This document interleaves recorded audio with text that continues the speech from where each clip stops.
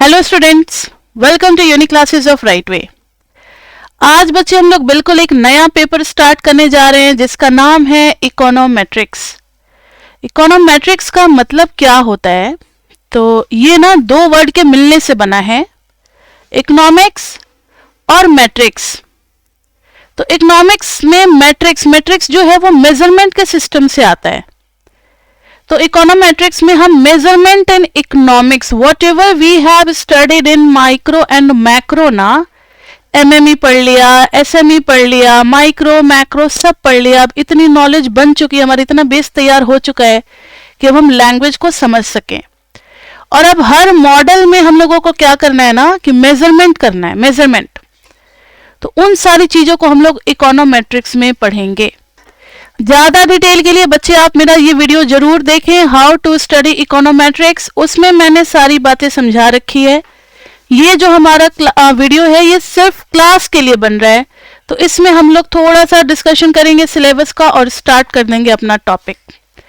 पहले जो है हमारे कोर्स में डिवोर का 7, 8, 7 का लास्ट वाला सेक्शन जो काई स्क्वायर है वो 8, 9 ये 3 चैप्टर्स ना इकोनोमेट्रिक्स में ही इंक्लूडेड होते थे। लेकिन अब क्या किया है कि उन लोगों ने थर्ड सेम में डाल दिया है चैप्टर्स को। चैप्टर 9 बिल्कुल हटा ही दिया, उड़ा दिया है सिलेबस से, जो कि नहीं उड़ाना चाहिए, बहुत इंपॉर्टेंट है चैप्टर 9। और सीधा गुजराती बुक से इन्होंने स्टार्ट कर दिया हमारा।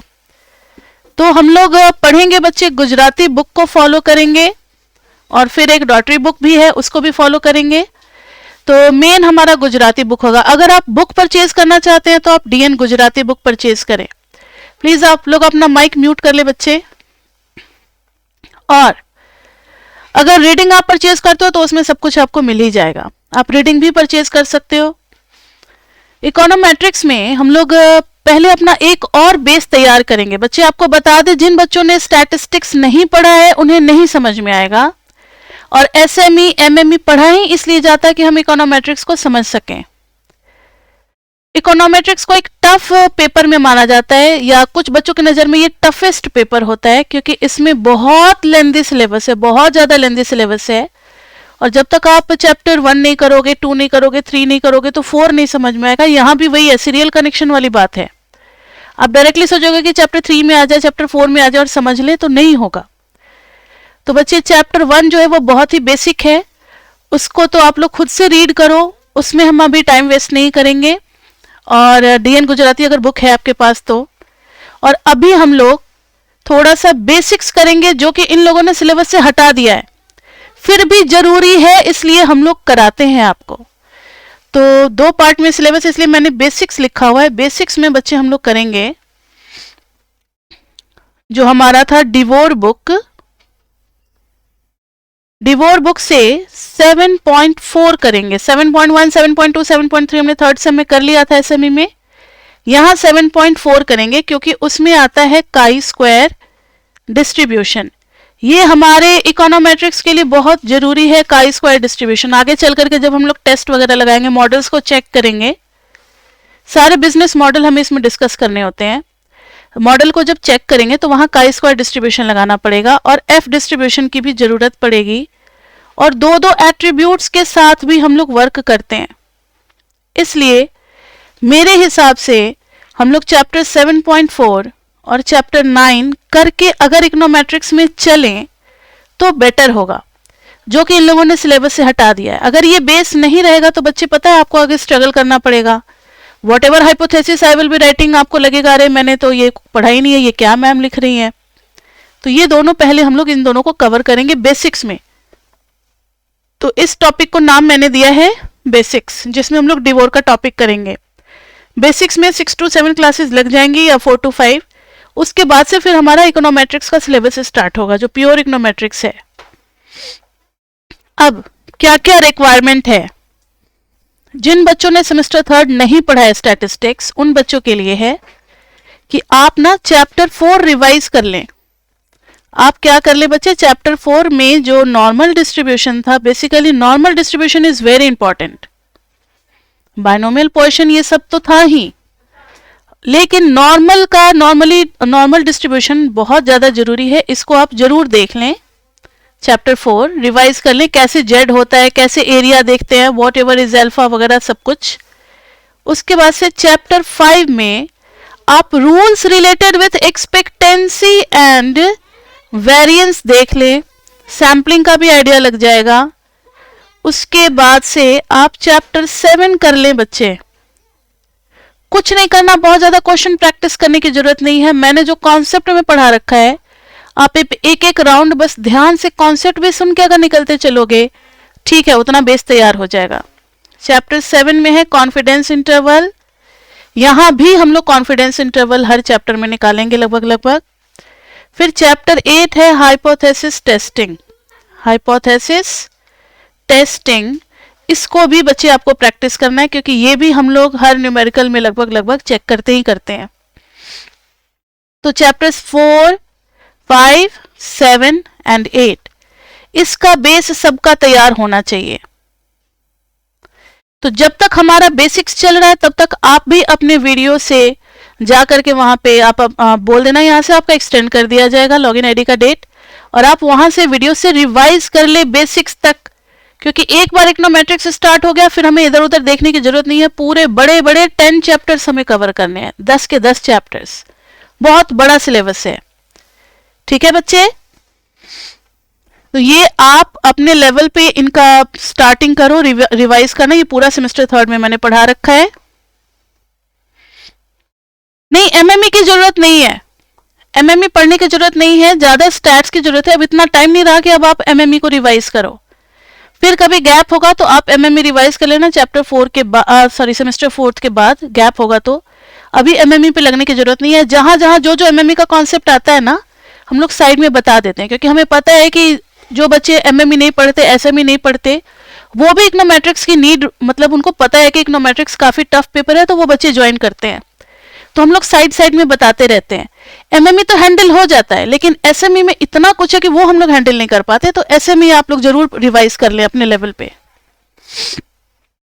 तो आज बच्चे हम लोग स्टार्ट करने जा रहे हैं चैप्टर 7 में 7.4। आप में से कई बच्चों ने चैप्टर 7 पढ़ रखा है और सबको याद होगा कि चैप्टर 7 में हमने निकाला क्या था। तो हमने निकाला था confidence interval. And what is confidence interval? तो सैंपल में से एक वैल्यू आती है, सबको याद है एस्टिमेशन, थ्योरी ऑफ एस्टिमेशन में एक सैंपल की वैल्यू आती है, उसके बेसिस पे हम एक सैंपल की वैल्यू आती है, उसके बेसिस पे हम ये अंदाजा लगाते हैं कि व्हाट शुड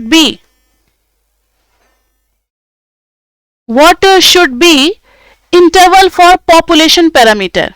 जैसे सैंपल का मीन आ गया था, अब उस सैंपल के मीन के बेसिस पे कितना पॉपुलेशन का मीन वैरी होना चाहिए if we want to be 95% confident, या फिर 90% कॉन्फिडेंट, या फिर 99% कॉन्फिडेंट। ये 3 स्टैंडर्ड थे। वैसे आपके पेपर में 92, 88 ऐसे बहुत कुछ आ रखा था, तो वो सब नॉन स्टैंडर्ड होते हैं। तो हर लेवल पे हमें निकालना आता है। जब हमें मीन का निकालना होता था, मीन का जब कॉन्फिडेंस इंटरवल निकालना होता था, तो कौन सा डिस्ट्रीब्यूशन हम लोग यूज करते थे? एनीबॉडी? मीन के लिए कौन सा डिस्ट्रीब्यूशन यूज करते थे? जेड और टी। जेड यूज करते थे लार्ज सैंपल के लिए या नॉर्मल पॉपुलेशन के लिए, और टी यूज करते थे हम लोग स्मॉल सैंपल और स्मॉल पॉपुलेशन के लिए। ठीक है बच्चे, तो मीन का तो हम लोगों ने कर रखा है चैप्टर 7 में, और प्रोपोर्शन का भी कर रखा है चैप्टर 7 में, लेकिन स्टैंडर्ड डेविएशन का नहीं किया हुआ है। स्टैंडर्ड डेविएशन का नहीं किया हुआ है। तो आज हम लोग सीखेंगे कि काई स्क्वायर डिस्ट्रीब्यूशन को पढ़ेंगे। और टुडे आवर ऑब्जेक्टिव, आज के क्लास का हमारा ऑब्जेक्टिव होगा to find confidence interval for population standard deviation on the basis of sample standard deviation। आप सभी को पता है, मैंने पढ़ा रखा है, S represents sample standard deviation and this is sigma, water droplet horizontal drop वाला जो साइन है, ये रिप्रेजेंट करता है पॉपुलेशन का स्टैंडर्ड डेविएशन। मैंने बार बार कहा है बच्चे, जिन्होंने स्टैट्स नहीं पढ़ा है, स्टैट्स एक बार पढ़ ले, बड़े सारे सिंबल हैं, वो सब आपको समझ ही में नहीं आएगा कि मैम क्या बना रही है। तो एक बार आप जरूर पढ़ लें, जो मैंने चैप्टर्स बताया फिर से एक बार बता दें, नोट कर लो कहीं, 4, 5, 7 और 8। To find the confidence interval for sigma on the basis of sample standard deviation, and दूसरा ऑब्जेक्टिव है to check for particular value of sigma, to check particular value of sigma on the basis of S obtained from the sample. S represents sample standard deviation, sigma represents population standard deviation obtained from sample. इस पे भी बच्चे हमने hypothesis testing कर रखा है कि अगर सैंपल का एवरेज सपोज करो 15 आ रहा है, 15, तो क्या पॉपुलेशन का एवरेज 16 ले सकते हैं? ये क्या पॉपुलेशन का एवरेज 20 ले सकते हैं? ऐसे ऐसे क्वेश्चंस हमने कर रखे हैं ना, mu is equal to 16, mu is equal to 20, null hypothesis, alternate hypothesis. फिर ये वर्ड्स उनको नहीं समझ में आएंगे जिन्होंने थर्ड सेम में नहीं पढ़ा है, तो प्लीज आप लोग थर्ड सेम का पहले पढ़ लें, तब अगर आप क्लास में आओगे तो मेरे सारे वर्ड्स का मीनिंग आपको समझ में आएगा। तो इसमें हम लोग दोनों काम करेंगे, कॉन्फिडेंस इंटरवल भी निकालेंगे और हाइपोथेसिस टेस्टिंग भी करेंगे फॉर पॉपुलेशन स्टैंडर्ड डेविएशन। तो मीन में तो हम लोग जेड और टी डिस्ट्रीब्यूशन यूज करते थे, लेकिन स्टैंडर्ड डेविएशन में कौन सा स्टैटिस्टिक हम लोग यूज करेंगे? स्टैटिस्टिक मतलब कौन सा स्टैटिस्टिक्स का फॉर्मूला या कौन सा हम लोग ये यूज करेंगे डिस्ट्रीब्यूशन? तो we use chi square distribution. तो चलो पहले हम लोग जानेंगे कि what is chi square distribution. बच्चे मैंने बार बार कहा है कि इसमें ज्यादा डिस्कस नहीं करेंगे इस वाले वीडियो में, इस वाले क्लास में, क्योंकि उसके लिए अलग से आपको एक वीडियो भेजा जाएगा, हाउ टू स्टडी इकोनोमेट्रिक्स। अभी हम लोगों ने अपना सिलेबस स्टार्ट कर दिया है। जब ये सिलेबस में नहीं लिखा हुआ है चैप्टर 7 और 9, तो मे बी कि वो इससे कोई क्वेश्चन ना पूछे, लेकिन इसके बगैर इमेजिन ही करना बेवकूफ़ी होगी कि इकोनोमेट्रिक्स कैसे पढ़ा जाए। इसलिए हम लोग चैप्टर 7 और 9 को कवर कर लेंगे पहले डिवोर्स से, उसके बाद से मूव करेंगे अपने गुजराती बुक पे। ओके बच्चे, तो चलो देखो काई स्क्वायर डिस्ट्रीब्यूशन। काई स्क्वायर डिस्ट्रीब्यूशन में ये भी नॉर्मल डिस्ट्रीब्यूशन से ही डराइव होता है। लेट x1, x2, x3 से लेकर के xn be a random sample. एक रैंडम सैंपल लिया गया है बच्चे जिसमें n ऑब्जर्वेशन है। ये रैंडम सैंपल कहां से लिया गया है? From a normal population, from a normal population या नॉर्मल डिस्ट्रीब्यूशन, आप कोई भी वर्ड यूज कर सकते हो, नॉर्मल डिस्ट्रीब्यूशन से लिया गया है। देन और नॉर्मल डिस्ट्रीब्यूशन का पैरामीटर क्या क्या है? नॉर्मल डिस्ट्रीब्यूशन का पैरामीटर होता है म्यू और ये होता है वेरिएंस। याद होगा सभी को, मीन और दूसरा वाला होता है वेरिएंस। इसके बगैर नॉर्मल डिस्ट्रीब्यूशन पूरा ही नहीं होता, हम जेड निकाल ही नहीं पाते। तो इन दोनों से लिया गया है। देन एक नया रैंडम वेरिएबल बनाने जा रहे हैं बच्चे, ध्यान से सुनो। अगर हम लोग हर x में से x मीन को माइनस कर दे, ध्यान से सुनो, हर x में से अगर x मीन को माइनस कर दें, उनका स्क्वायर ले लें और फिर सम कर दें, और पॉपुलेशन के वेरिएंस से अगर हम लोग डिवाइड कर दें, please mute your mic, check कर लो, म्यूट करो। xi माइनस x मीन का होल स्क्वायर का समेशन कर दें, सिग्मा स्क्वायर कर दें, तो पता है ये एक डिस्ट्रीब्यूशन फॉलो करता है n-1 s square by sigma square, n-1 s square by sigma square, and it follows chi-square distribution. It follows chi-square distribution with अब विथ के लिए थोड़ा वेट करें कि काई स्क्वायर डिस्ट्रीब्यूशन आखिर किस चीज के हेल्प से निकाला जाएगा। तो आपको याद होगा कि जब हम जेड डिस्ट्रीब्यूशन यूज करते थे हाइपोथेसिस टेस्टिंग में, तो एक टर्म था alpha. Alpha was level of significance, alpha was level of significance, जो कि हमारा रिजेक्शन रीजन डिसाइड करता था टू टेल्ड में, लेफ्ट और राइट में। याद है सभी को? राइट टेल में सारा का सारा अल्फा सिर्फ राइट साइड में चला जाता था, लेफ्ट टेल में सारा का सारा अल्फा कहां चला जाता था? सिर्फ लेफ्ट हैंड साइड पे। तो काइस और टी में क्या होता था? टी में हम लोग जब टेबल देखते थे तो हमें अल्फा के साथ साथ न्यू का भी पता होना चाहिए था। Nu, with nu degrees of freedom is equal to n-1। Nu को क्या कहते हैं? Degrees of freedom is equal to n-1। बच्चे जिन्होंने स्टैटिस्टिक्स नहीं ध्यान से पढ़ा है उनको बता दें कि ये सब ना स्टैटिस्टिक्स के रैंडम वेरिएबल्स होते हैं जो कि किसी और रैंडम वेरिएबल से डिराइव होते हैं। ये किसी डिस्ट्रीब्यूशन को फॉलो करते हैं, प्रोबेबिलिटी डिस्ट्रीब्यूशन को, और इन सब का एरिया ना एक टेबल से देखा जाता है। टेबल से एरिया निकालने के लिए हमें कुछ वैल्यूज की जरूरत होती है।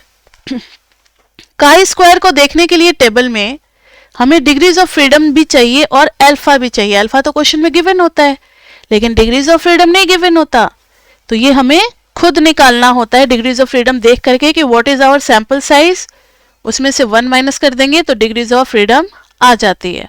क्लियर बच्चे? अब देखो काई स्क्वायर ना थोड़ा सा अलग है, थोड़ा सा अलग है। इसका टेबल कैसे देखेंगे, ये कैसा डिस्ट्रीब्यूशन होता है, इसके बारे में भी थोड़ा सा जान लें। तो काई square is not exactly symmetrical. Chi square जो है वो सिमेट्रिकल नहीं होता। तो पहला पॉइंट है chi square is not symmetrical, या फिर आप असिमेट्रिकल भी बोल सकते हैं। And it is positively skewed, it is positively skewed. बच्चे स्टैटिस्टिक्स में मैंने पढ़ा रखा है what is the meaning of skewness. इसका ग्राफ ना कुछ ऐसे होता है, याद है आपको पॉजिटिवली स्क्यूड का मतलब? लॉन्ग टेल अगर राइट हैंड साइड पे मिलता है तो ऐसे ग्राफ को हम क्या कहते हैं? Positively skewed. Long tail on the right hand side. अगर लेफ्ट टेल में लॉन्ग मिल जाता है तो वो नेगेटिवली स्क्यूड होता है। तो थोड़ा सा आपको रिवाइज करवा दें, अगर ऐसा होता तो दिस वाज नेगेटिवली स्क्यूड, और अगर बिल्कुल सिमेट्रिकल हो जाए तो हम लिखते हैं नो स्क्यूनेस। तो skewness is a measure of asymmetrical nature of data. तो डेटा जब काई स्क्वायर में हमेशा ये पॉजिटिवली स्क्यूड होता है, this is the nature. So this one is applicable to chi square, positively skewed. इसकी एक और प्रॉपर्टी होती है कि जैसे जैसे हम लोग n की वैल्यू बढ़ाते हैं, sample size, suppose n is the sample size है, जैसे जैसे n की वैल्यू बढ़ाएंगे ये ना थोड़ा थोड़ा सुधरना शुरू हो जाता है, इसमें करेक्शन होना शुरू हो जाता है। मतलब ये थोड़ा थोड़ा सिमेट्रिकल होने लगता है in comparison to the previous one. यानी अगर ये आपके बुक में ग्राफ भी दिया हुआ है, if you have book you can just open your page number 294। Third same वाले ही रीडिंग में बच्चे अभी आप देख सकते हो, उसमें मिल जाएंगे आपको। तो इसमें अगर आप देखोगे तो सपोज करो ये n इज इक्वल टू, अगर ये n इज इक्वल टू 8 के लिए है, आपके बुक में 8, 12 और 20 दे रखा है, आप कोई भी वैल्यू ले सकते हो। नाउ सी थोड़ा सा ठीक हुआ ये, लेकिन अभी भी पॉजिटिवली स्क्यूड है। ले लो n इज इक्वल टू 10 ले लो। अब और थोड़ा सा इसको सुधार देते हैं। This is for n is equal to 20। अब आप ये दिमाग में मत सेट कर लेना कि मैम ने n इज इक्वल टू 20 के लिए सिमेट्रिकल कर दिया था तो 20 और 20 के बाद हर जगह सिमेट्रिकल होगा, ऐसा नहीं है। अगर आप इसको थोड़ा सा और जूम करके देखोगे ना ग्राफ को, तो अभी भी थोड़ा सा ये पॉजिटिवली स्क्यूड होगा।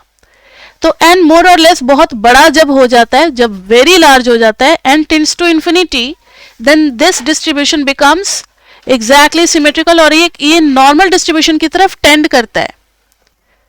सो it is the property of chi square distribution that it tends to normal distribution it tends to normal distribution for large sample, for very large sample. ठीक है, अब तीसरा, इसकी जो क्रिटिकल वैल्यूज है, क्रिटिकल वैल्यूज मतलब rejection reason वाली जो वैल्यूज होती थी जो हम लोग शेड करके बनाते थे जेड और टी में, critical values is always on the right hand side, always lies on right side of the curve. Curve के राइट साइड में ही हमेशा लाई करता है. इसका क्या मतलब हुआ, ध्यान से सुनो, ध्यान से सुनो, क्योंकि इसका यूज होगा कॉन्फिडेंस इंटरवल और हाइपोथेसिस टेस्टिंग में, दोनों जगह इसका यूज है, इसलिए ध्यान से आप लोग सुने. ये देखो मैंने काई स्क्वायर बनाया पॉजिटिवली स्क्यूड. अब इसका जो भी अल्फा होगा ना वो राइट हैंड साइड पे होगा. आप टेबल भी देखोगे तो आपको अल्फा कहां मिलेगा, राइट हैंड साइड पे मिलेगा. तो इस काई स्क्वायर को, this is chi square distribution और सैंपल साइज है n. अब ध्यान से सुनो, शेडेड रीजन है अल्फा, रिजेक्शन रीजन है अल्फा, मतलब राइट में जो वैल्यू है वो है अल्फा और उसी से टेबल हमें देगा काई स्क्वायर की वैल्यू. मतलब इस अल्फा से जाना जाएगा कि विच काई square is suitable at this point, और इस काई स्क्वायर को हम पहचानते हैं अल्फा और न्यू के हेल्प से. न्यू, न्यू क्या पढ़ते हैं इसको, एन यू, न्यू. ये होता है डिग्रीज ऑफ फ्रीडम के लिए और न्यू का फॉर्मूला हो जाता है n-1. न्यू का फॉर्मूला हो जाता है n-1. कभी भी लेफ्ट वाला एरिया देख करके हम काई स्क्वायर का पता नहीं लगा सकते. इसका मतलब है we can determine chi square value just only deciding right alpha region. Alpha region कितना है उसी से काई स्क्वायर आएगा. बहुत हो गया काई स्क्वायर. अब थोड़ा सा राज खुलेगा कि काई स्क्वायर को हम कैसे यूज करेंगे कॉन्फिडेंस इंटरवल में, टेबल में कैसे जाएंगे, कैसे काई स्क्वायर की वैल्यू निकालेंगे. तो बच्चे मैंने सारे टेबल के पीडीएफ अपलोड कर दिए थे थर्ड सेम में, आप वहां से टेबल ले सकते हो. वैसे फिर से नए तरीके से सेमेस्टर फोर्थ में भी हम लोग टेबल का पीडीएफ अपलोड करेंगे, लेकिन अभी आप सेमेस्टर थर्ड के ही टेबल से आप देख सकते हो. तो काई स्क्वायर डिस्ट्रीब्यूशन की अभी खाली हमने प्रॉपर्टीज की है, 2-3 ही प्रॉपर्टीज की है, क्योंकि अगर थ्योरेटिकल क्वेश्चन आ गया what are the properties of chi square distribution तो आप लिख सको. वैसे पूछना नहीं है उनको इस पोर्शन से. वैसे डीयू का कोई ठीक नहीं है, हमेशा क्या करते रहते हैं, ये चेंजेस करते रहते हैं. कभी मन करेगा फिर इस टॉपिक को भी इसमें डाल देंगे, कोई मीटिंग होगी डाल देंगे और बोलेंगे इससे भी क्वेश्चन आएगा 10 नंबर का, इस वाले सेक्शन से भी. इसलिए हम लोग अपनी पूरी तैयारी के साथ चलेंगे. नाउ सी, अब नेक्स्ट इंपॉर्टेंट टॉपिक करने जा रहे हैं, टू डिटरमाइन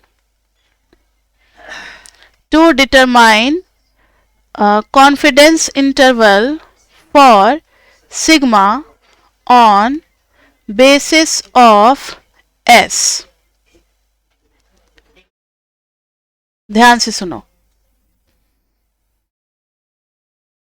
कॉन्फिडेंस इंटरवल हमेशा क्या होता है, टू टेल्ड होता है ना. ये तो आपको पता है, मैंने चैप्टर 7 में ही बता रखा है कि जब भी कॉन्फिडेंस इंटरवल होता है तो हम हमेशा मीन से इतना लेफ्ट और इतना राइट, याद होगा आपको, अगर हम लोग बनाते थे ना टेबल तो 95% है तो बीच का एरिया लेते थे, ये होना चाहिए 0.95 और दोनों साइड हम लोग रिजेक्शन रीजन डालते थे. दोनों साइड क्या करते थे, रिजेक्शन रीजन डालते थे, याद होगा आपको अगर तो यहां भी भले ही काई स्क्वायर है हमारा पॉजिटिवली स्क्यूड, लेकिन फिर भी हम अल्फा को 2 पार्ट में डिवाइड करेंगे. कॉन्फिडेंस इंटरवल निकालना है तो अल्फा तो हमें गिवन होगा ही, अल्फा इज लेवल ऑफ, थोड़ा सा और नीचे लिखते हैं क्योंकि इस जगह की हमें रिक्वायरमेंट होगी आगे चल करके, alpha is level of significance. तो ध्यान से देखो, ये मैंने इसको अल्फा को दो पार्ट में डिवाइड कर दिया, इधर अल्फा बाई 2 और इधर भी अल्फा बाई 2। ये तो करना पड़ेगा कॉन्फिडेंस इंटरवल निकालना है तो, क्योंकि कॉन्फिडेंस इंटरवल हमेशा टू साइडेड अल्फा डिवाइड करने के बाद जो बचता है उसी में निकलता है। अब ध्यान से सुने बच्चे आप लोग, इसके राइट का एरिया कितना है? राइट का एरिया कितना है? यस, पूछ रहे हैं आपसे, आप ही को जवाब देना है। Alpha by 2। तो इसी अल्फा बाई 2 से जाना जाएगा यहाँ का, इसी अल्फा बाई 2 से जाना जाएगा यहाँ का काई स्क्वायर। तो इस काई स्क्वायर को लिखेंगे काई स्क्वायर अल्फा बाई 2 और न्यू। जब हम टेबल में देखने चलेंगे तो इस बाउंड्री वैल्यू के लिए हम देखेंगे काई स्क्वायर अल्फा बाई 2 और न्यू पे देखेंगे। अब रही बात इसके काई स्क्वायर की, तो ये भी तो कोई लिमिट होगा काई स्क्वायर का, जैसे जेड की लिमिट नहीं निकालते थे 1.96 माइनस 1.96, 2.58 माइनस 2.58, सबको याद है। लेकिन काई स्क्वायर में ऐसा नहीं होता क्योंकि ये सिमेट्रिकल नहीं है। जेड में आपको याद होगा कि एक ही निकालते थे 1.96 और इधर डाल देते थे 95% के लिए, याद है सबको, क्योंकि वो सिमेट्रिकल था।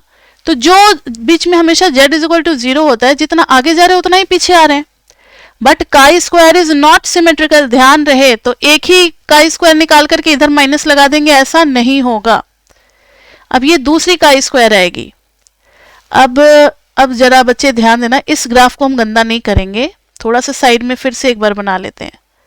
अगर ये है रिजेक्शन रीजन अल्फा बाई 2, तो इस काई स्क्वायर के लिए मुझे पूरा राइट का एरिया देखना पड़ेगा, राइट का एरिया, क्योंकि मैंने कहा है कि काई square is characterised by the alpha reason on the right hand side of this. तो इस काई स्क्वायर के राइट हैंड साइड पे यानी पूरा एरिया, ये वाला पूरा एरिया चाहिए। कितना होगा ये एरिया? देखो है तो ये भी एक पीडीएफ ही, आप लोग बिल्कुल ऐसे चुप हो जाते हो ना तो मुझे डर लगने लगता है तो ये भी पीडीएफ ऑफ काई स्क्वायर ही ना, कि सारा मेहनत मेरा बेकार हो गया। तो पीडीएफ का टोटल एरिया तो किसी भी केस में, चाहे वो जेड हो, चाहे टी हो, चाहे काई स्क्वायर हो, चाहे एफ हो, चाहे कोई भी हो, हमेशा 1 ही होगा, क्योंकि पूरा एरिया 1 होगा। प्रोबेबिलिटी डेंसिटी कर्व को हम जब भी इंटीग्रेट करेंगे तो वो 1 ही देगा, नॉट ग्रेटर देन 1, क्योंकि प्रोबेबिलिटी 1 से ज्यादा होती ही नहीं है। तो पूरा एरिया 1 है बच्चे। अभी इसके लेफ्ट में अगर मैंने अल्फा बाई 2 रख दिया है तो राइट में कितना आएगा? 1 minus, yes 1 minus alpha by 2। यानी इस काई स्क्वायर को जब आप ढूंढने चलोगे टेबल से तो आपको 1 माइनस अल्फा बाई 2 देखना होगा न्यू पे, और इस काई स्क्वायर के लिए अल्फा बाई 2 और न्यू। कंफ्यूज नहीं होना, उल्टा मत कर देना। राइट वाला हो जाएगा chi square alpha by 2 at nu, left वाला हो जाएगा chi square 1 minus alpha by 2 into, और न्यू पे, इंटू नहीं है, न्यू। अब फॉर कॉन्फिडेंस इंटरवल ध्यान से सुनना, जो हमारा सैंपल का काई स्क्वायर है जो हमने निकाला है, सैंपल का काई स्क्वायर कैसे आया था? कहां गया? 1 मिनट। सैंपल का काई स्क्वायर ऐसे निकाला होगा, या फिर अगर सैंपल का आपको स्टैंडर्ड डेविएशन पता है, पॉपुलेशन का पता है, तो आप ऐसे भी निकाल सकते हो। ज्यादातर हम लोग यही यूज करते हैं, ये वाला हम लोग फॉर्म यूज करेंगे। तो कॉन्फिडेंस इंटरवल के लिए हमारा काई स्क्वायर यहां से यहां के बीच में काई स्क्वायर होना चाहिए फॉर कॉन्फिडेंस इंटरवल। ध्यान से सुनो, काई स्क्वायर होना चाहिए इतने से इतने के बीच में। So what is our chi square? कोई मुझे बताएगा?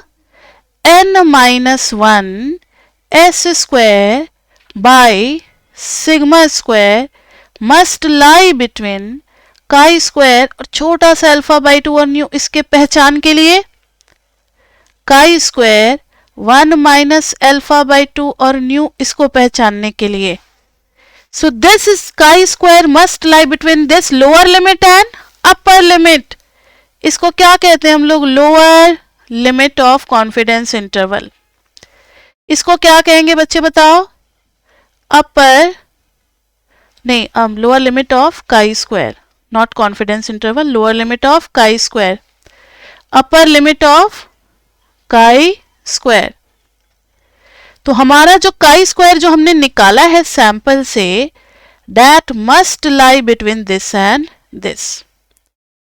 अब प्रॉब्लम ये है कि हम निकालेंगे सिग्मा। एस तो हमें पता होगा, देखो S is known to us, N भी हमें क्वेश्चन में दिया होगा कि कितना सैंपल साइज है।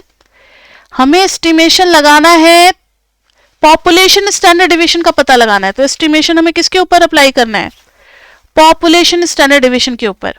यस, कोई कुछ पूछना चाह रहा है? यस मैम, ये n-1 s square upon sigma square ये क्या डिनोट कर रहा है? ये काई स्क्वायर डिस्ट्रीब्यूशन को फॉलो करेगा। जैसे पहले हमने पढ़ा था ना थर्ड सेम में कि जेड डिस्ट्रीब्यूशन कैसे आता था, जेड इज इक्वल टू अगर हर एक्स में से मीन माइनस कर दे और सिग्मा से डिवाइड करने लगे तो ये एक जेड स्टैंडर्ड नॉर्मल वेरिएट बन जाएगा। मतलब पुराने रैंडम वेरिएबल एक्स से हम नया रैंडम वेरिएबल बना रहे हैं। वैसे ही यहां भी एक नया रैंडम वेरिएबल बन रहा है, दिस रिप्रेजेंट काई स्क्वायर। तो ये काई स्क्वायर की वैल्यू होगी जो कि सैंपल और पॉपुलेशन का एज्यूम्ड वैल्यू से निकलेगा ये। ठीक है, अभी क्वेश्चन करेंगे तो और ज्यादा क्लियर होगा। जब तक एक क्वेश्चन नहीं करते ना, नहीं समझ में आएगा। अभी तो डेरिवेशन कर रहे हैं, डेरिवेशन के बाद एक क्वेश्चन करेंगे तब जाकर के टॉपिक क्लियर होगा। तो अभी थोड़ा सा पेशेंस आप लोग रखें, ध्यान से देखो। मुझे सिग्मा स्क्वायर चाहिए, लेकिन पहले हम फ्री होना चाहते हैं इससे, n-1 s स्क्वायर से। तो इनइक्वलिटी है, n-1 स्क्वायर हटाना है मुझे मिडल से, तो मुझे डिवाइड करना पड़ेगा या मल्टीप्लाई करना पड़ेगा n-1 s स्क्वायर से? यस, और ये है तो पॉजिटिव चीज, क्योंकि n is number of observation, तो n-1 विल बी पॉजिटिव, और s का स्क्वायर है तो this will be always positive. Positive चीज से डिवाइड करने से there is no change in inequality. तो dividing whole expression with n-1 s square, देखना जरा क्या हो जाएगा। तो 1 by n-1 s square chi square 1 minus alpha by 2 new.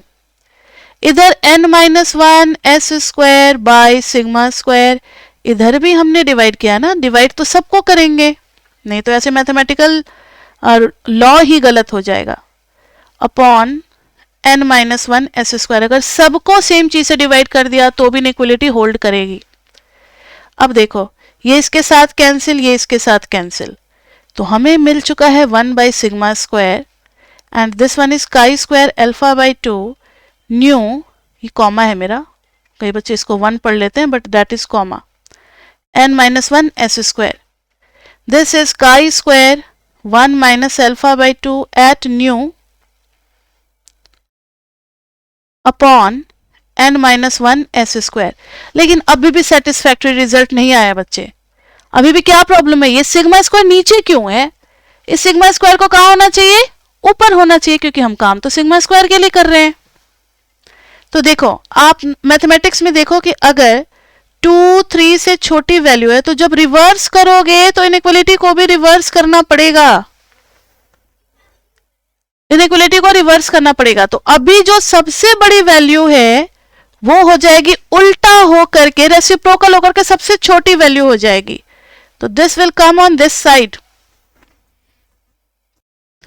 Now see, तो जो सबसे बड़ी वैल्यू थी अब वो हो जाएगी रिवर्स होते ही सबसे छोटी वैल्यू, यानी ये चीज अब चली आएगी इस साइड n-1, रिवर्स के साथ साथ हमें साइड को भी चेंज करना है,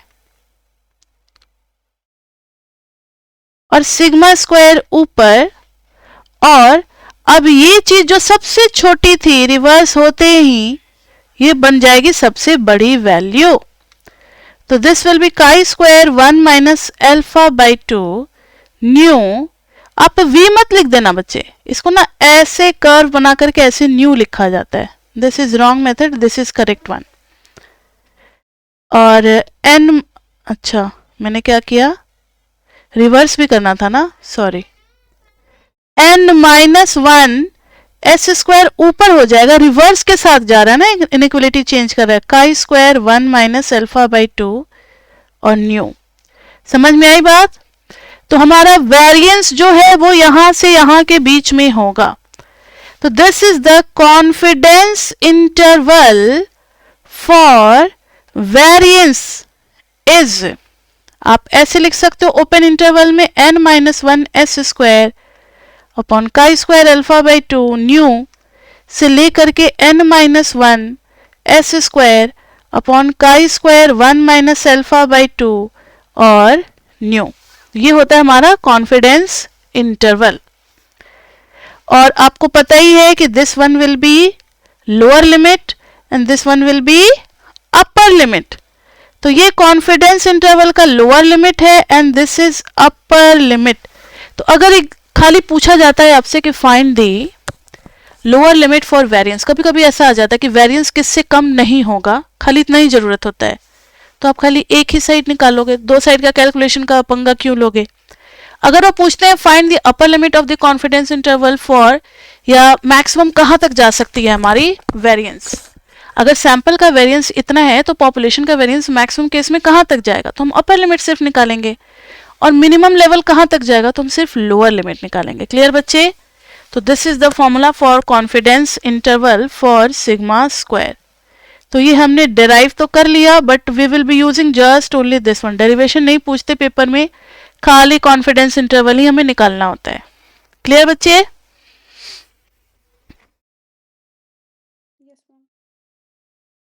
अब एक क्वेश्चन है आपकी बुक में है, example 7.15। If you have book you can just see this example. The accompanying data on breakdown voltage of electrically stressed circuit was read from a normal probability plot।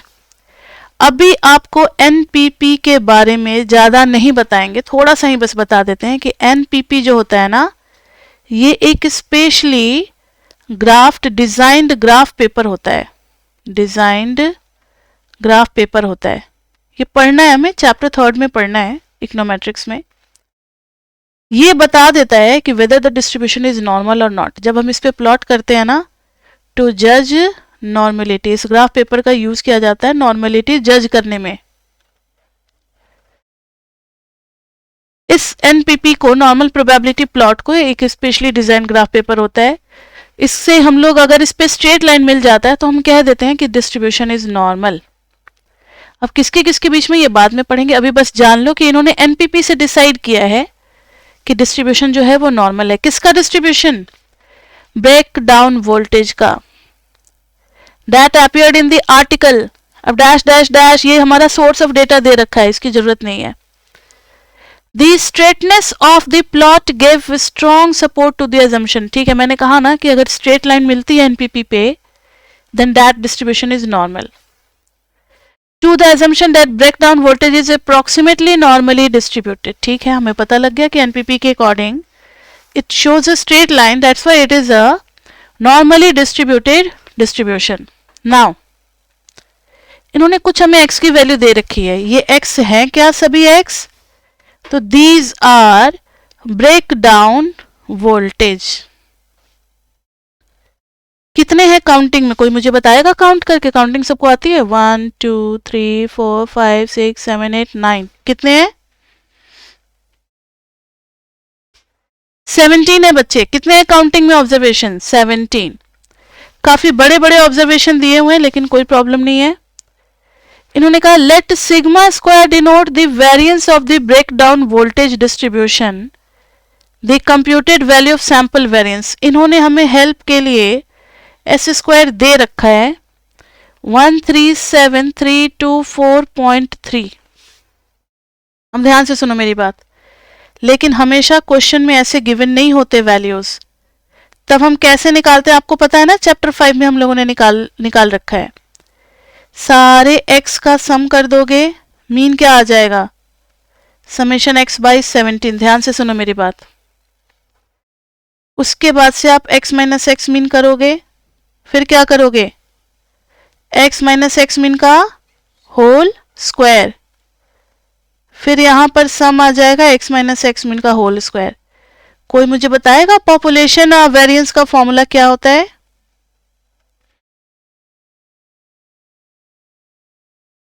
क्या होता है? मुझे याद नहीं आ रहा, आप ही लोग बताओ मुझे क्या होता है पॉपुलेशन वेरिएंस का फॉर्मूला? n-1। ये मैंने प्रूव भी किया था चैप्टर 6 में, इसका प्रूफ भी है कि expectancy of S square becomes population का वेरिएंस, तो वहां पे इसको प्रूव भी किया हुआ है। तो हम हमेशा n-1 यूज करेंगे, यानी जो वैल्यू आपको मिलेगी आप उसको किससे डिवाइड कर दोगे? 17-1 यानी 16 से, तो एस स्क्वायर आ जाएगा। अभी फिलहाल एस स्क्वायर मैंने आपको बता दिया कि एस स्क्वायर इतना है। अब आप निकालो find confidence interval for sigma square and with alpha कितना दिया हुआ है देखो तो जरा। ये लोग तो सीधे तरीके से क्वेश्चन देते नहीं है। अल्फा अल्फा अल्फा पता लग गया, अल्फा इज 0.05। कैसे करेंगे क्वेश्चन? तो हमें पता है कि कॉन्फिडेंस इंटरवल का फॉर्मूला क्या होता है। Confidence interval for population variance is, एक बार लिखना पड़ेगा, n-1, देखो ऊपर में किया हुआ है ना, यहां पर अल्फा बाई 2 वाला, यहां पे 1 माइनस अल्फा बाई 2 वाला, n-1 इंटू सैंपल का वेरिएंस अपॉन काई स्क्वायर, पहला वाला 1 माइनस है या नहीं, सिंपल है, अल्फा बाई 2, अल्फा बाई 2 और न्यू से लेकर के n-1 एस स्क्वायर बाई काई स्क्वायर 1 माइनस अल्फा बाई 2 और न्यू। यहां तक में किसी को कोई प्रॉब्लम बच्चे? तो अब चलो कैलकुलेशन कर लेते हैं। यस यस, क्या पूछ रहे थे, पूछो।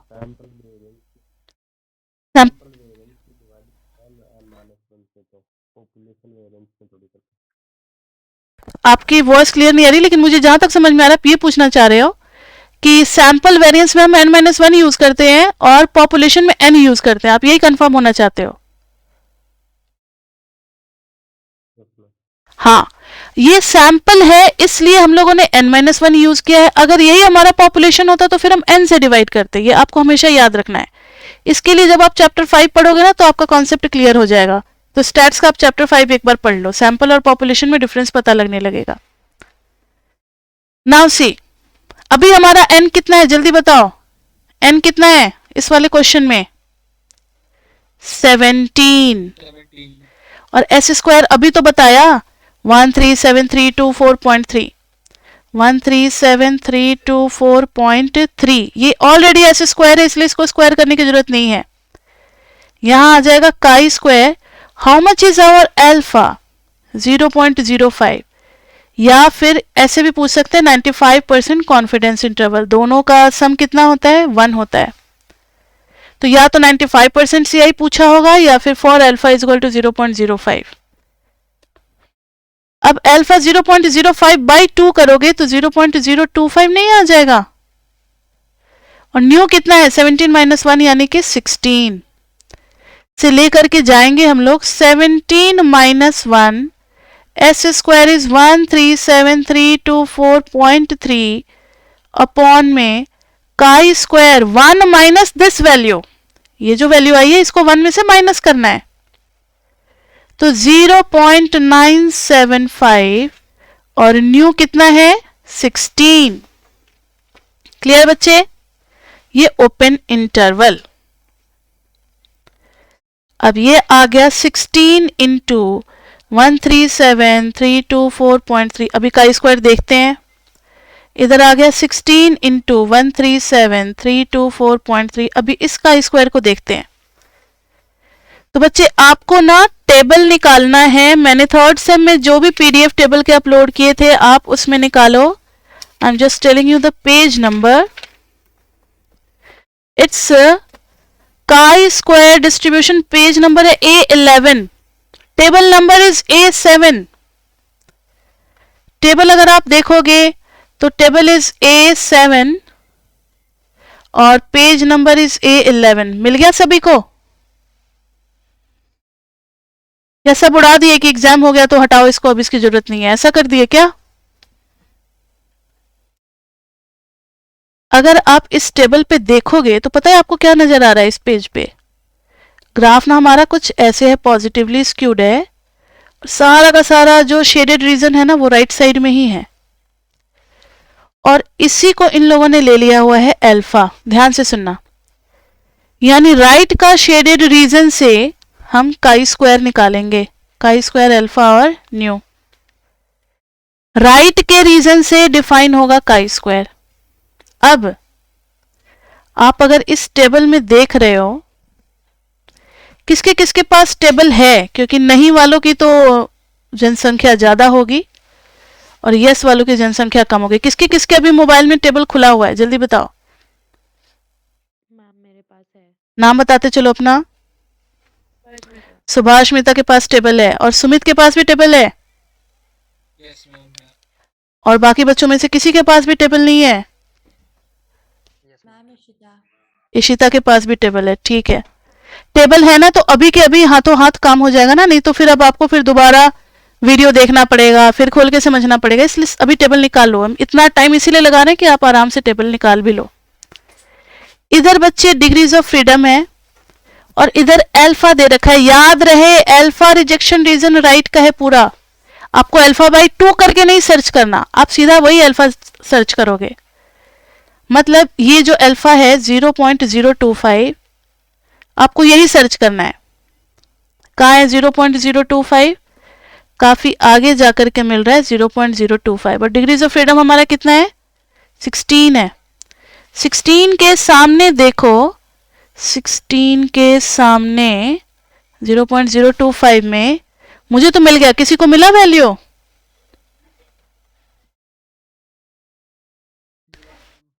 $28.845. This is the value of chi-square when alpha is 0.025. चलो ये वैल्यू तो आ गई। इसके लिए देखो ना 0.975 पे भी देखना है, तो दो दो chi स्क्वायर चाहिए होते हैं ना। 0.975 तो थर्ड कॉलम में ही है, 0.975 तो थर्ड कॉलम में ही मिल गया। 16 के सामने चलोगे, मिल गया मुझे, मैंने पहले ढूंढ लिया 6.908 मिल गई वैल्यू। इसका पहचाना, ये है chi square 0.975 at 16। This value is chi square 0.025 at 16। ठीक है, तो इन दोनों वैल्यू को वहां सेट कर दो। 0.025 वाला आ जाएगा 28.845, इधर आ जाएगा 6.908। अब इसका तो सिंपली कैलकुलेशन है, वो तो आप कर ही सकते हो, साइंटिफिक कैलकुलेटर है, फटाफट कैलकुलेशन करो। नॉर्मल से भी हो जाएगा, कोई ऐसी बात नहीं है, सीधा मल्टीप्लाई करके जो आएगा उसको डिवाइड कर देना है। अभी हम लोग बुक से हेल्प ले लेते हैं, तो 76172.3, ये तो कैलकुलेशन वाला पार्ट है, 318064.4। So this is the confidence interval for population variance, standard deviation का नहीं, variance का। अगर standard deviation पूछेंगे तो confidence interval for population standard deviation तो आपको रूट लगाना पड़ेगा बच्चे। रूट 76172.3 से लेकर के रूट 318064.4। क्लियर? ये टॉपिक सबको समझ में आया? कॉन्फिडेंस इंटरवल निकालना on the basis of sample standard deviation. हम पॉपुलेशन स्टैंडर्ड डेविएशन के लिए कॉन्फिडेंस इंटरवल निकाल रहे हैं, तो उस टाइम में हम काई स्क्वायर डिस्ट्रीब्यूशन यूज करेंगे। ठीक है बच्चे, और ये सिंगल सैंपल के लिए लग रहा है। किसके लिए लग रहा है? सिंगल सैंपल के लिए। जब दो दो सैंपल वाला, जब हम चैप्टर 9 पे चलेंगे, तब दो दो सैंपल वाले में फिर एफ टेस्ट लगेगा। दो दो सैंपल वाले में क्या लगेगा? एफ टेस्ट लगेगा। यहां तक क्लियर? यहां तक में अगर कोई डाउट है तो अब आप पूछ सकते हो। अब आपको क्लियर हो जाना चाहिए कि व्हाट इज काई स्क्वायर और what is the significance of chi square, हम क्यों यूज करते हैं और काई स्क्वायर किस टाइप का डिस्ट्रीब्यूशन है, कैसे टेबल में से देखते हैं, कौन से अल्फा से डिसाइड होता है, कॉन्फिडेंस इंटरवल का कैसे डिराइव करके फॉर्मूला हम लोगों ने बनाया है। वैसे आपसे डेरिवेशन नहीं पूछा जाएगा, आपको सीधा फॉर्मूला ही लर्न करना है। इसमें हमने अंडर रूट क्यों किया? क्योंकि ये वेरिएंस का था ना बच्चे, ये जो था ये कॉन्फिडेंस इंटरवल वेरिएंस का था, और अगर हमें स्टैंडर्ड डिवीजन का चाहिए तो स्टैंडर्ड डिवीजन तो उसका अंडर रूट हो जाएगा। ठीक है, यस मैम, थैंक यू। अब एक क्वेश्चन, इस पे बहुत ज्यादा क्वेश्चन हम प्रैक्टिस नहीं कराएंगे क्योंकि इससे आना है नहीं, उन्होंने सिलेबस से तो इसको हटा दिया है, लेकिन हम लोग सिर्फ अपना आगे का रास्ता आसान करने के लिए ये टॉपिक आपको पढ़ा रहे हैं, ताकि आगे हमें कितना भी चीख चीख के अगर पढ़ाते ना, सीधा इकोनोमेट्रिक्स में अगर एंटर कर जाते और जहां काई स्क्वायर डिस्ट्रीब्यूशन आता वहां कितना भी चीखते, एक चीज को 10 बार बोल देते, फिर भी नहीं आपका दिमाग एक्सेप्ट करता, क्योंकि हर चीज को पढ़ने का तरीका होता है एक। तो तरीका यही है कि पहले आप काई स्क्वायर का इंट्रोडक्शन ले लो अलग से, फिर आप इकोनोमेट्रिक्स में एंटर करो। तो एक और क्वेश्चन करेंगे बच्चे हाइपोथेसिस टेस्टिंग का। तो सेकंड केस हम लोग करने जा रहे हैं, to test whether a particular value can be accepted or not. To test a particular value of sigma on the basis of S value. इसके लिए मैंने 2018 का ही क्वेश्चन उठा लिया है, एक क्वेश्चन है 2018 का। वैसे बहुत सारे क्वेश्चन हैं, लेकिन आपको सिर्फ एक ही करा रहे हैं ताकि आपको कॉन्सेप्ट और आइडिया मिल जाए, बस उससे ज्यादा नहीं करना, क्योंकि इससे आना नहीं है पेपर में। और अगर आगे चल करके सिलेबस में अपडेट किया कि इससे भी क्वेश्चन बनेंगे, तो फिर इसका भी पीपी बच्चे हम कराएंगे। वैसे बेसिक्स का पीपी हमें नहीं करना, बेसिक्स का असाइनमेंट भी नहीं करना, बेसिक्स में सिर्फ पढ़ते जाना है। चैप्टर 9 में जरूर हम एक एक क्वेश्चन आपको होमवर्क देंगे, रिलेटेड जो भी पढ़ाएंगे उन सब से क्वेश्चन एक एक दे देंगे ताकि आप उसको कर लो और दिमाग में एडजस्ट कर जाए, लेकिन उससे क्वेश्चन नहीं आएगा पेपर में। तो देखना जरा, एक क्वेश्चन लिख रहे हैं आप लोग, इसको पढ़ो। It is known that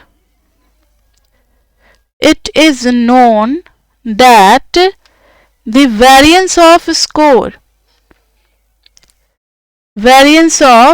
scores of all high school students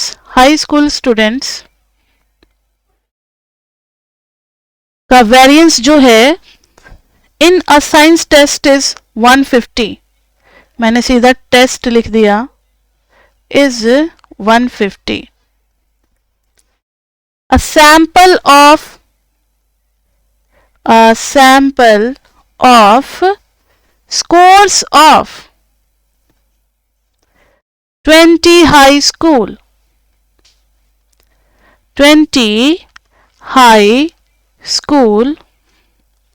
students who took the science test this year yielded a variance of, मैंने सीधा इसको शॉर्ट कर दिया, yielded a, सैंपल का वेरिएंस आ रहा है बच्चे, वेरिएंस ऑफ 170।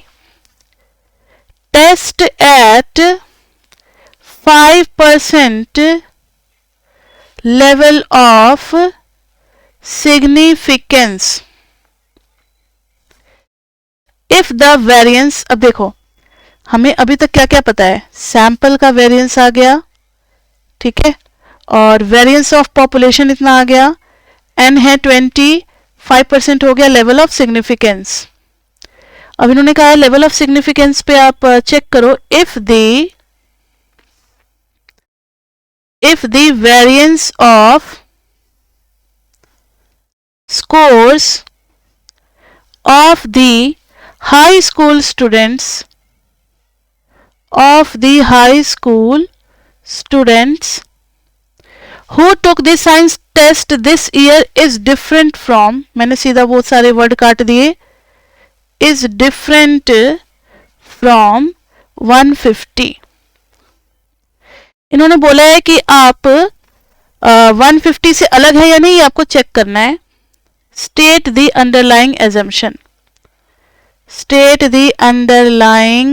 एजम्पशन, मतलब आप कैसे सोच रहे हो कि इस क्वेश्चन को करना है, वो सारी बातें आपको लिखनी है, इफ एनी। ध्यान से सुनो, इस क्वेश्चन का मतलब क्या है। कोई साइंस सब्जेक्ट का टेस्ट हुआ था, उसमें 20 बच्चे अपीयर किए, 20 स्टूडेंट्स अपीयर किए, उनका वेरिएंस आ गया 170। तो 170 है क्या? Here s square is 170, sample का वेरिएंस आया है 170, पॉपुलेशन का वेरिएंस हमें पता है, यहां पर दे रखा है 150, तो पॉपुलेशन स्टैंडर्ड डिविएशन इज 150। तो अभी तो आपको देखने से लग रहा है ना कि तो साफ साफ दिख रहा है, अरे सैंपल का तो अलग है पॉपुलेशन से। ठीक कहा मैंने। इन्होंने कहा है कि अब आप चेक करो कि variance off score of high school student is different from 150। तो छोटे बच्चों से बोलोगे तो कहेंगे अरे साफ साफ अलग है, ये देखो कहाँ ये 150 और ये 170 साफ साफ अलग है, आप लिख दो कि yes it is different from. लेकिन बच्चे हमें ये भी ध्यान रखना है कि हमारा सैंपल साइज कितना है, 20, काफी छोटा सैंपल है 20। तो ऐसा हो सकता है कि हमने सैंपल साइज 20 लिया है, इसलिए अभी अलग दिख रहा है, अभी डिफरेंट अपीयर हो रहा है। अगर ये हम सैंपल साइज बढ़ाते चलें, 50, 100, 150, 200, 500, 1000 कर दें, तो क्या तब भी डिफरेंस मेंटेन रहेगा या वो वैल्यूज क्लोज होकर के एक जैसी हो जाएंगी? नहीं आई बात समझ में? अभी सैंपल साइज 20 छोटी वैल्यू है, तो ड्यू टू स्मॉल सैंपल, ये सैंपलिंग इफेक्ट कहलाता है, चैप्टर 5 में मैंने बार बार बोला हुआ है।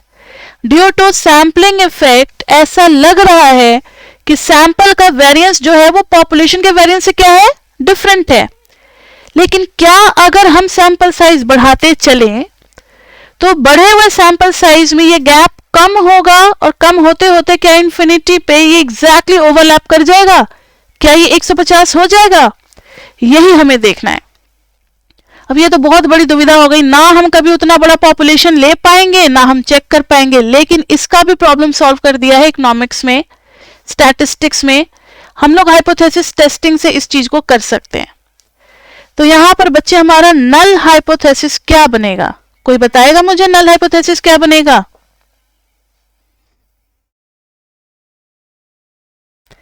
Sigma square is equal to 150। हम लोग नल हाइपोथेसिस में ले रहे हैं कि यस हमारा पॉपुलेशन वेरिएंस और उसमें कोई डिफरेंस नहीं होगा, sigma square is equal to 150। Alternate में ले रहे हैं सिग्मा स्क्वायर डिफरेंट बोला है, ये तो नहीं बोला कि बड़ा है या नहीं, इज ग्रेटर देन 150 और नॉट, इज लेसर देन 150 और नॉट, ऐसा नहीं बोला है। अगर ग्रेटर देन बोलता, अगर ग्रेटर देन पूछा होता तो फिर हम राइट टेल टेस्ट लगाते, अगर स्मॉलर देन पूछा होता तो हम लेफ्ट टेल टेस्ट लगाते। अभी इज डिफरेंट फ्रॉम पूछा है तो हम लिख देंगे नॉट इक्वल टू 150। मतलब यहां हमने एज्यूम किया है कि सैंपल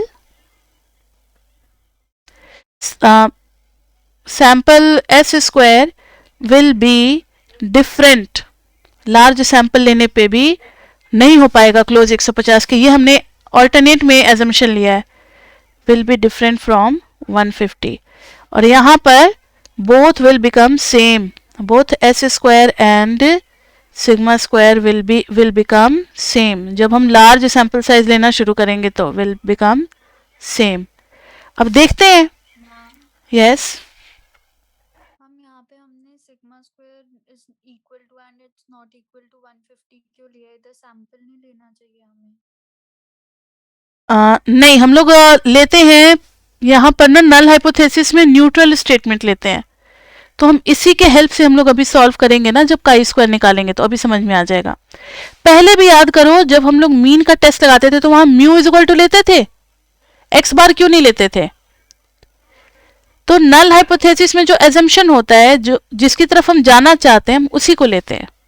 ठीक है, ये तो पहले ही क्लियर हो चुका है ना बच्चे। नल हाइपोथेसिस में पहले नहीं लेते थे म्यू इज इक्वल टू 20, फिर एच ए में लेते थे mu is not equal to 20, फिर जब निकालते थे तो mean minus mu upon sigma by root n. तो वहां मीन नहीं लिखते थे, एक्स बार नहीं लिखते थे, म्यू लिखते थे। पॉपुलेशन वाले पैरामीटर को लिखते हैं ना नल हाइपोथेसिस और अल्टरनेट में। ठीक है बच्चे? बट जैसे क्वेश्चन में मैम हमें पूछा है ना कि जो हमारा कि नहीं? तो वो अपने आप आ जाएगा। ये 150 हम लोग क्या ले रहे हैं, 150 अगर सेम आ गया, सिग्मा स्क्वायर अगर 150 लेते हुए और हम लोग अगर 150 पे कर रहे हैं तो ये अपने आप आ जाएगा ना। ये एजम्पशन ही हम लोगों ने लिया है कि इस सैंपल के बेसिस पे जो पॉपुलेशन का आएगा, ध्यान से सुनो, मैंने इस 150 को नहीं डाला है वहां, इस 150 को डाला है कि सैंपल के बेसिस पे क्या पॉपुलेशन का 150 आएगा या नहीं आएगा, ये डाला। मैंने ट्रू पॉपुलेशन वैल्यू को नहीं डाल दिया है, जो हमारा टारगेट है, हम जो चाहते हैं, जो हमारा विश है, उसको डाला है। क्लियर बच्चे? Yes ma'am, understood. चल, उससे कंफ्यूज मत हो, पहला सेंटेंस को हटा भी दोगे तो भी हमारा क्वेश्चन कंप्लीट होता है। अब देखो, अब इसमें हम कौन सा डिस्ट्रीब्यूशन लगाए, ये तो वेरिएंस वाली बात आ गई, तो जेड नहीं लगा सकते, टी नहीं लगा सकते, क्या लगाएंगे हम लोग? और ये सिंगल सैंपल है तो कौन सा लगाएंगे? Chi square. तो लिखेंगे since it is single sample, since it is single sample and testing of standard deviation so we use कौन सा distribution? chi square distribution here। अब सैंपल की वैल्यू से बस बच्चे थोड़ा सा पेशेंस और फिर अब इस क्वेश्चन के साथ ही खत्म हो जाएगी हमारी क्लास। फ्रॉम सैंपल आप काई स्क्वायर निकालोगे तो सैंपल से काई स्क्वायर कैसे निकलता है? n-1 s square by assumed value in the null hypothesis. याद होगा आपको, पहले भी हम लोग कर रखे हैं, z is equal to mean minus mu upon standard deviation by root n। तो जो हम लोग h0 में मानते थे ना, म्यू इज इक्वल टू 20 या कुछ, उसी को तो पुट करते थे यहाँ पर। याद आ गया सबको? तो यहाँ भी जो हमने माना है हम उसी को पुट करेंगे। तो यहां सैंपल से काई स्क्वायर क्या आ जाएगा? n-1। n कितना है? 20। तो 20 - 1 यानी कि 19। और s स्क्वायर हमने कितना माना है? s स्क्वायर माना नहीं है, s स्क्वायर आया कितना है हमारा? 170। और सिग्मा स्क्वायर करेंगे तो assumed value from null hypothesis, ये कहां से आएगा? फ्रॉम h0 वाली वैल्यू यूज करेंगे 150। तो काई स्क्वायर आया कितना बताना जल्दी? 19 इंटू 17/15 करना पड़ेगा, ये तो कैलकुलेटर है, वी हैव कैलकुलेटर। 19 इंटू, और एक बात और बच्चे बता दें कि इसमें ना इकोनोमेट्रिक्स के हर क्लास में आपको कैलकुलेटर लेकर के बैठना है। कैलकुलेटर, पेन, पेंसिल सब कुछ होना चाहिए और रीडिंग भी होनी चाहिए। रीडिंग अभी स्टार्टिंग में नहीं है तो कोई बात नहीं, चलेगा, लेकिन कैलकुलेटर और आप अपना नोटबुक लेकर के जरूर बैठोगे और साथ के साथ कॉपी करना है। कोई टेंशन नहीं लेना, कोई बर्थडे नहीं लेना कि वीडियो खुलेगा फिर उसमें से नोट करेंगे, ना कभी खुलता है ना कभी नोट होता है, सब पेंडिंग पड़ा रह जाता है। काई स्क्वायर की वैल्यू आ गई, ये आई है फ्रॉम सैंपल। अब हम लोग निकालेंगे from given alpha. From given alpha, alpha कितना है? 0.05 दिया हुआ है, वही है, ठीक है, 0.05 अल्फा दिया हुआ है, ठीक है। From alpha is equal to 0.05 suggested chi square is, तो देखना जरा, ये तो है 2 टेल्ड ना, 2 टेल्ड है, तो इधर हम लोग कर देंगे हाफ 0.025, इधर भी कर देंगे 0.025। यहां पर लिख दो आप 2 टेल्ड, यहां पर आप लिख दो 2 टेल्ड। तो देखो तो बच्चे, और डिग्रीज ऑफ फ्रीडम कितना है? n इज इक्वल टू 20 है, तो डिग्रीज ऑफ फ्रीडम आ गया 20 - 1 19। फिर से वही टेबल खोलो, मेरा तो टेबल खो गया, फिर से मुझे सर्च करना पड़ेगा। टेबल कौन सा था? A11 ना, पेज नंबर A11। A11 में राइट वाला एरिया देखेंगे बच्चे हम, ये 0.025 से ये काई स्क्वायर डिटरमाइन होगा। तो ये वाला काई स्क्वायर कितना आ रहा है? डिग्रीज ऑफ फ्रीडम है 19। 19 के सामने देख रहे हैं हम लोग 0.025। मिल गया मुझे 32.852। टेबल में जब आप देखोगे 0.025 19 के सामने मिलेगा 32.852। और इसके राइट में कितना है, ये पूरा एरिया यहां से यहां तक 0.975। तो फिर बच्चे हम लोग यहां पर देखेंगे 0.975 में 19 के सामने क्या मिलेगा, 8.906। तो here chi square is 8.906। हमारा जो सैंपल का आया है chi स्क्वायर, ये कहाँ है, रिजेक्शन रीजन में आ रहा है या फिर एक्सेप्टेंस रीजन में आ रहा है, कहीं यहां होगा। हाँ, तो chi square from sample is 21.533। तो हम क्या करेंगे, लिखेंगे H नॉट इज, आपको तो ये मैंने बता रखा है ना कि हम कभी भी किसी चीज को एक्सेप्ट नहीं करते स्टैटिस्टिक्स में, क्योंकि एक्सेप्टेंस के लिए 100% एविडेंस चाहिए। और हम लोग तो यहाँ पर एज्यूम कर करके स्टैटिस्टिक्स के हेल्प से प्रूव कर रहे हैं, तो वी आर नॉट 100% श्योर। तो हम बस डू नॉट रिजेक्ट तो जरूर कर सकते हैं। तो H not is not rejected. और जब H नॉट को हमने रिजेक्ट नहीं किया तो हमारा H नॉट के साथ हम लोग हो जाएंगे, H नॉट क्या कहता है कि दोनों सेम हो जाएंगे लंबे समय के बाद। तो लिख देंगे so there will be no difference, there will be no difference, there will be no difference between sample, जो भी स्टेटमेंट था ना क्वेश्चन में आप उसको भी कॉपी कर सकते हो, sample and population standard deviation. ये सैंपलिंग की वजह से दिख रहा है क्योंकि सैंपल साइज हमने काफी छोटा लिया हुआ है 20, इसलिए नजर आ रहा है। अगर हम सैंपल का साइज बढ़ाते चलें तो ये गैप जो है 170 से 150 के बीच का गैप जो है वो कम होते होते होते होते एक समय ऐसा आएगा जब बिल्कुल ओवरलैप कर जाएगा, दोनों सेम हो जाएंगे। क्लियर बच्चे? So this was all. फिर से रिपीट करना लास्ट वाला स्टेटमेंट। नो मैम, बस एक बात पूछनी थी। हाँ, जो हमने स्टार्टिंग में लिया था H नॉट के लिए कि sigma square is equal to 150 and then sigma square is not equal to 150। तो मैं समझ नहीं पाई कि हम S स्क्वायर क्यों नहीं लिया। इज इट बिकॉज मैंने स्टैट्स भी बहुत अच्छे से नहीं पढ़ी है या फिर मेरा कॉन्सेप्ट मतलब मुझे समझ में नहीं आई है? तो अगर मैं समझ सकती हूँ अभी ये बात कि स्टैट्स पढ़नी पड़ेगी उसके लिए पहले?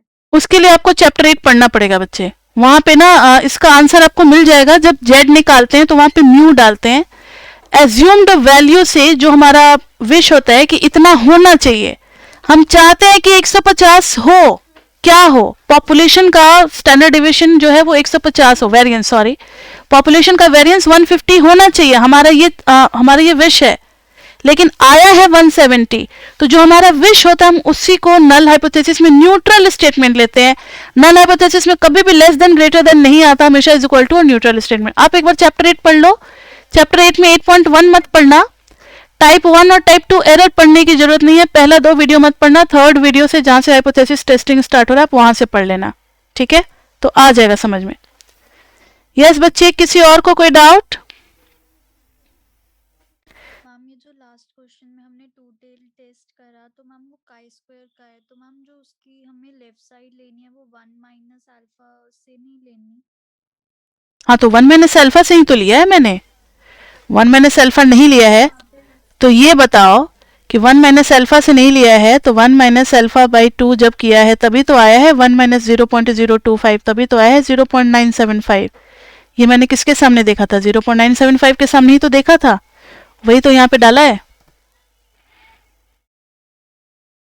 यस मैम, मतलब वहाँ पे हमें लिखना तो 0.025 नहीं होगा ना, वहाँ पे तो हम 0.9। हाँ हाँ हाँ, चलो ये लिख देते हैं 0.975 और डिग्रीज ऑफ फ्रीडम कितना था?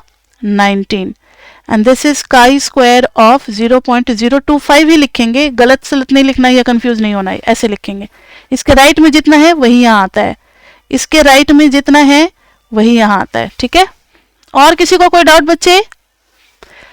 अब बच्चे जिनको भी स्क्रीनशॉट लेना है या कोई भी डाउट पूछना है वो बच्चे वेट करेंगे। वैसे आज की क्लास यहीं तक खत्म होती है। और आपको बता दें कि मैंने पढ़ने का तरीका आपको बता दिया। ज्यादा डिटेल के लिए आप मेरा देखो हाउ टू स्टडी इकोनोमेट्रिक्स, उसमें मैंने सब कुछ बता रखा है कि कैसे कैसे आपको पढ़ना है।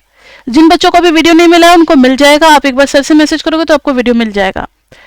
और रही बात इसकी, तो अभी चैप्टर 7 हम लोगों ने कर लिया। नेक्स्ट क्लास में हम लोग चैप्टर 9 स्टार्ट करेंगे। ज्यादा प्रैक्टिस नहीं करेंगे, no PP no assignment. Basic statistics में हम लोग नो पीपी नो असाइनमेंट करेंगे। इकोनोमेट्रिक्स जब आएगा वहां पर पीपी और असाइनमेंट स्टार्ट होगा। तो नेक्स्ट क्लास में हम लोग चैप्टर 9 डिवोर का करेंगे, जिसमें 2 पॉपुलेशन के लिए हम लोगों को हाइपोथेसिस टेस्टिंग करना और कॉन्फिडेंस इंटरवल निकालना है। अब 2-2 सैंपल आएंगे बच्चे, 2-2 एवरेज होगा, 2-2 स्टैंडर्ड डिविएशन होगा, 2-2 प्रोपोर्शन होगा, सब कुछ होगा। उन सब के बारे में पढ़ेंगे। मतलब एक ग्रुप है, दूसरा ग्रुप है, इसका एवरेज आ रहा है 10, इसका एवरेज आ रहा है 20। तो अभी दोनों अलग दिख रहे हैं, तो क्या जब सैंपल साइज बढ़ाएंगे तो पॉपुलेशन में भी क्या ये दोनों अलग होंगे या साथ होंगे? ऐसे ऐसे क्वेश्चंस हमें करने होते हैं कि अभी तो फिलहाल दोनों डिफरेंट अपीयर हो रहे हैं, क्या साइज बढ़ाने पे, सैंपल का साइज बढ़ाने पे क्या दोनों सेम होंगे या फिर दोनों डिफरेंट होंगे? ऐसी चीजों को हम लोग स्टडी करेंगे चैप्टर 9 में। तो अभी 2-3 क्लास तो कहीं नहीं गया, अभी चैप्टर 9 में लगेगा, उसके बाद से फिर हमारा इकोनोमेट्रिक्स स्टार्ट होगा। तो आज के लिए इतना ही बच्चे। अगर आपको कुछ भी पूछना है तो सब कुछ आप इस नंबर पे 9311377321 पे आप पूछ सकते हो। अब हमारी बैचेस स्टार्ट हो गई। Today was the first class. Next class से आप सभी ज्वाइन कर सकते हो, लेकिन याद रहे हमेशा कॉन्टिन्यूएशन में पढ़ते हुए जाना है। क्लास 1 पढ़ोगे तभी क्लास 2, क्लास 2 पढ़ोगे तभी क्लास 3। ओके बच्चे, इस तरीके से। तो आज के लिए इतना ही बच्चे, फिर मिलते हैं हम लोग नेक्स्ट क्लास में। तब तक के लिए bye bye bye bye bye.